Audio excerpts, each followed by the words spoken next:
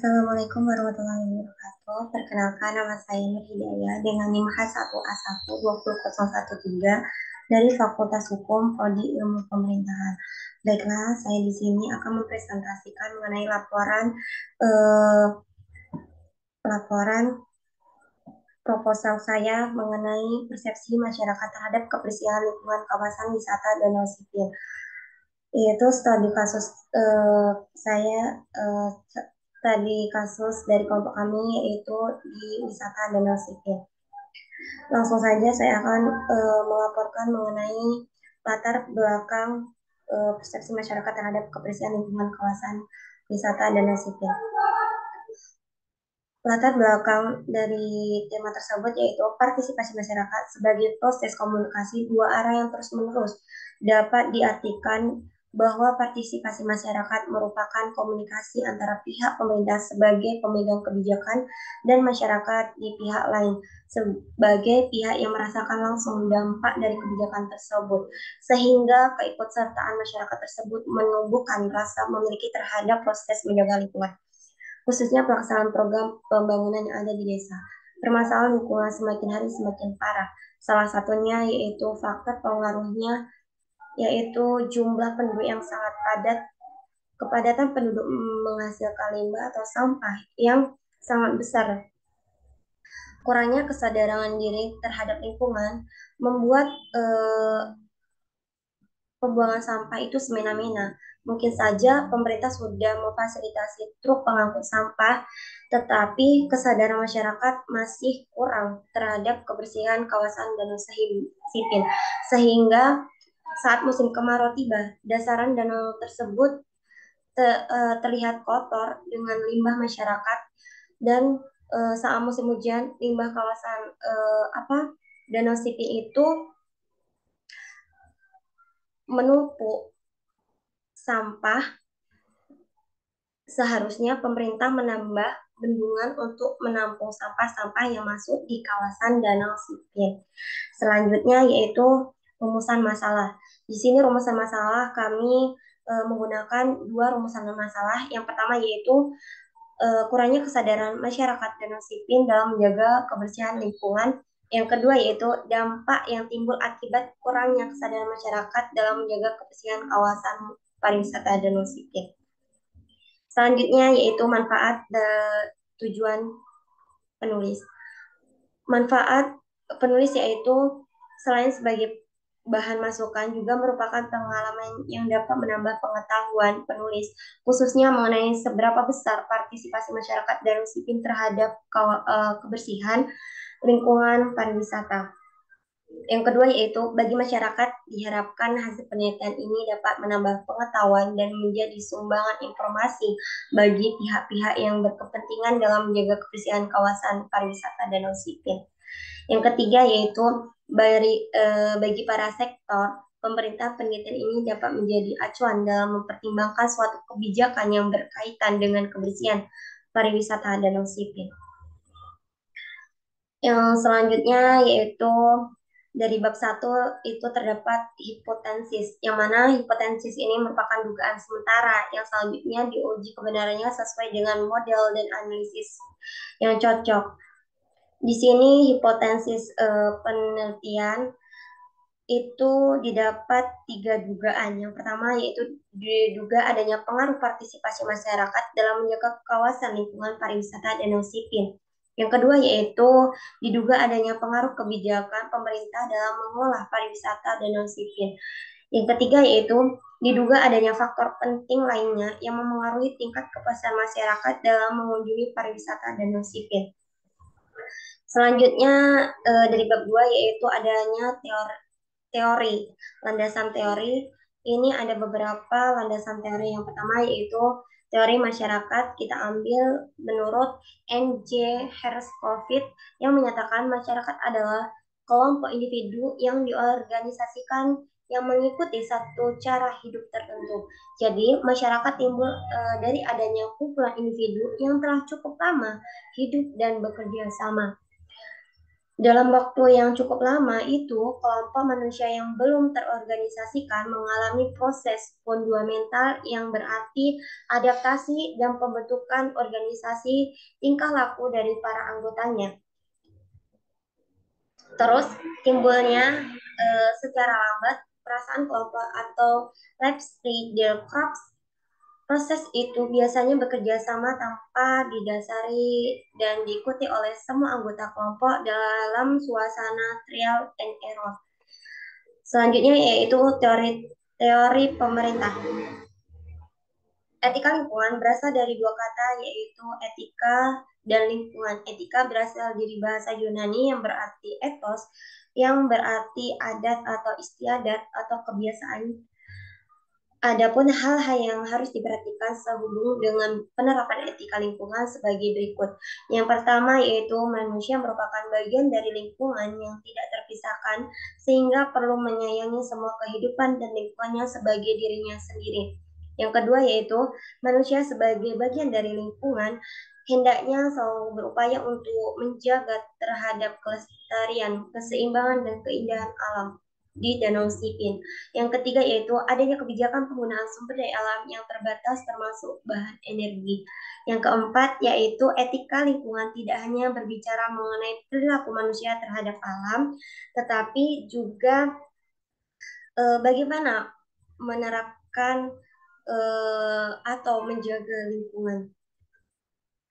Yang ketiga yaitu teori partisipasi, yang mana partisipasi merupakan keterlibatan aktif masyarakat atau partisipasi tersebut dapat berarti keterlibatan proses penentuan arah dari strategi kebijaksanaan penggunaan yang dilaksanakan pemerintah dalam pelaksanaan pembangunan yang ada di sebuah rangsangan dari pemerintah agar masyarakat dalam keikutsertaannya memiliki motivasi yang tinggi.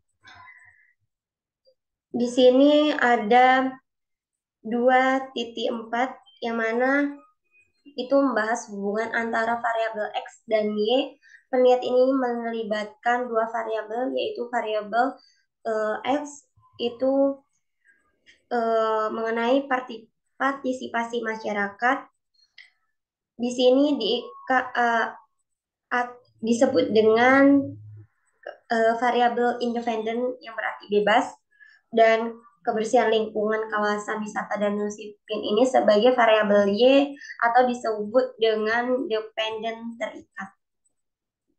Untuk mengukur variabel pengaruh partisipasi masyarakat, penulis menggunakan konsep dari penulis Suryono tahun 2021. Dan untuk variabel kebersihan lingkungan, penulis menggunakan teori menurut Laila pada tahun 2012. Di sini akan saya menjelaskan atau melaporkan dari bab 3 itu menggunakan atau membahas tentang metode penelitian. Metode penelitian merupakan cara ilmiah untuk mendapatkan data dengan tujuan dan kegunaan tertentu. Metode penelitian pada dasarnya merupakan ciri-ciri ilmiah untuk mendapatkan data dengan tujuan dan kegunaan tertentu. Penelitian kuantitatif diartikan sebagai metode penelitian berlandaskan filsafat positif digunakan untuk meneliti pada populasi atau sampel tertentu. Penggunaan data menggunakan instrumen penelitian analisis data bersifat kuantitatif atau statistik dengan tujuan mengajukan potensi yang telah ditetapkan. Selanjutnya yaitu sumber data. Kami menggunakan sumber data yang pertama yaitu data primer dan yang kedua yaitu data sekunder. Data primer itu didapat secara langsung dari hasil angket dengan informan langsung di Kecamatan Danau Sipin. Yang kedua yaitu data sekunder, yang mana didapat dari sumber data yang telah diolah dari jawaban angket dari pernyataan. Selanjutnya yaitu pada bab 3 ini membahas tentang populasi dan sampel. Responnya berdasarkan usia masyarakat yang berkisaran di usia dewasa 17-50 untuk mendapatkan data yang maksimal. Berdasarkan data sensus penduduk pada tahun 2017, jumlah penduduk terbesar di Kelurahan Murni Kecamatan Danau Sipin itu diperoleh 14.900 per kilometer, sementara kepadatan penduduk terkecil ada di Kelurahan Lega yaitu 3.700 3,7 ribu per kilometer. Pada selanjutnya pada bab 3 ini membahas tentang teknik pengumpulan data. Pada teknik pengumpulan data itu kita memakai angket atau kuesioner yang berarti rekapitulasi pengumpulan data masyarakat Kecamatan Telanai, angket dari data 100 responden yang bersumber dari Pura yang berusia 17 sampai 50, kemudian menghitung rata-rata skor dengan jumlah skor ideal atau skor tinggi untuk semua butir pertanyaan 5 kali 50 sama dengan 250 dan jumlah skor terendah adalah 1 kali 50 didapat 50, di mana rumusan rentang kriteria penilaian rata-rata yang digunakan menurut Sutjan adalah rentang di bahannya banyaknya kelas interval. Adapun jumlah interval yang didapat adalah 250 dikurang 50 didapat 200. Setelah itu jumlah interval ini didapat terus dibagi dengan likerat sebanyak 5. Maka didapat rentangan kriteria penilaian senilai 40. Selanjutnya itu berdasarkan perhitungan tersebut didapat kriteria penilaian rata-rata sebagai berikut. Interval 50 sampai 90 itu dikategorikan sangat tidak setuju dan 91 sampai 130 itu dikategorikan tidak setuju dan 131 sampai 170 itu dikategorikan kurang setuju dan 171 sampai 210 dikategorikan setuju dan 211 sampai 250 dikategorikan sangat setuju. Selanjutnya pada bab 3 ini membahas tentang dokumentasi. Metode dokumentasi yaitu mencari data mengenai variabel yang berupa catatan, transkrip, buku, surat, kabar, majalah, parsati, notulen, rapat, dan agenda.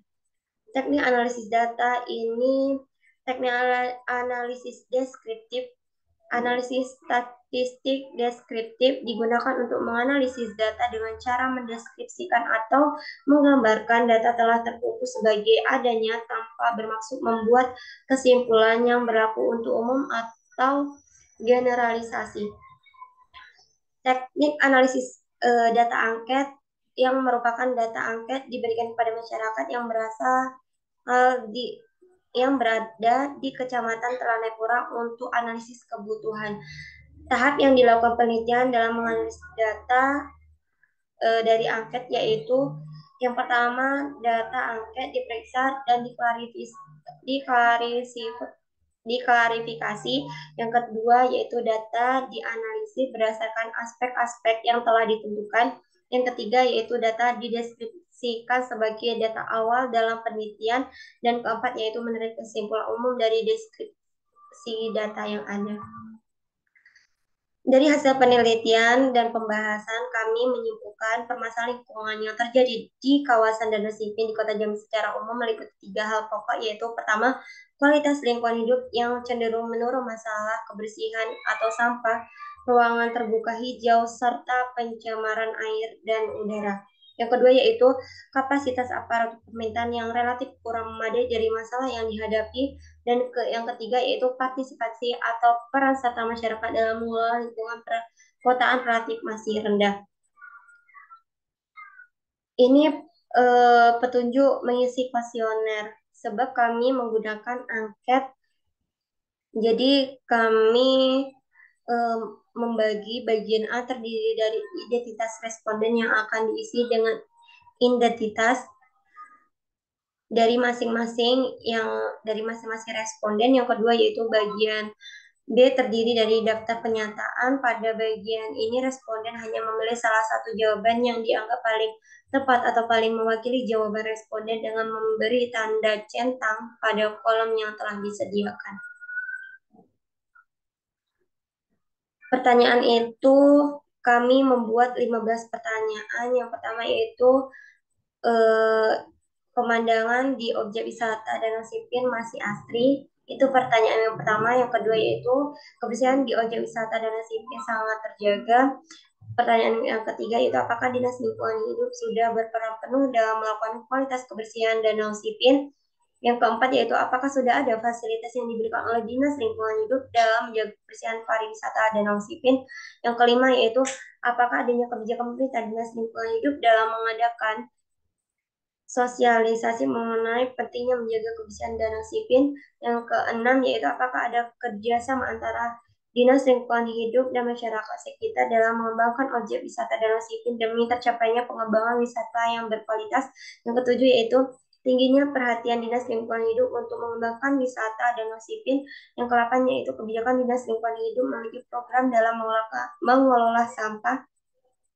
Yang ke-10 itu Dinas Lingkungan Hidup memiliki mutu kerja yang tinggi dalam menangani pencemaran lingkungan. Yang ke-11 yaitu masyarakat bersikap ramah kepada masyarakat wisatawan. Yang ke-12 yaitu masyarakat dapat memberikan informasi yang jelas jika wisatawannya membutuhkan informasi. Yang ke-13 yaitu masyarakat berpartisipasi dalam menjaga kebersihan lingkungan. Yang ke-14 yaitu apakah masyarakat mau menerima kebijakan dari Dinas Lingkungan Hidup mengenai pengelolaan sampah? Yang ke-15 yaitu apakah masyarakat mendukung tentang pengembangan wisata Danau Sipin? Selanjutnya yaitu sebagai pada bab keempat itu adalah kesimpulan dan saran. Kesimpulan di sini kami menyimpulkan bahwa berdasarkan instrumen yang kami peroleh dari penyebaran kuesioner yang kami lakukan di mana hasil tersebut menyatakan total nilai sebesar 309,31 jawaban termasuk dalam kategori kurang setuju bahwa supaya pemerintah untuk menanggulangi dampak lingkungan yang terjadi di sekitar masyarakat seperti menyediakan tempat sampah, adanya ganti rugi terhadap masyarakat, memperindah Danau Sipin, untuk menambah daya tarik para pengunjung dan pemerintah memberikan fasilitas terbaik untuk mengeluarkan kebijakan yang dapat menyelesaikan masalah tersebut dianggap belum sepenuhnya terlaksana dengan baik. Dan faktor penghambat dari pembangunan wisata dan Danau Sipin yaitu sumber daya manusia, infrastruktur pendukung aksesibilitas dan perencanaan. Sarannya di sini eh, kami memberikan saran kepada pemerintah untuk ikut dalam pembangunan untuk lebih meningkatkan perencanaan dan kualitas barang untuk membangun lebih ditingkatkan lagi. Terus penambahan berbagai fasilitas agar lebih meningkat daya tarik pengunjung dan lebih menjaga kebersihan dan memberikan fasilitas yang lebih banyak berguna untuk masyarakat dan lebih menambah keamanan wisata Danau Sipin.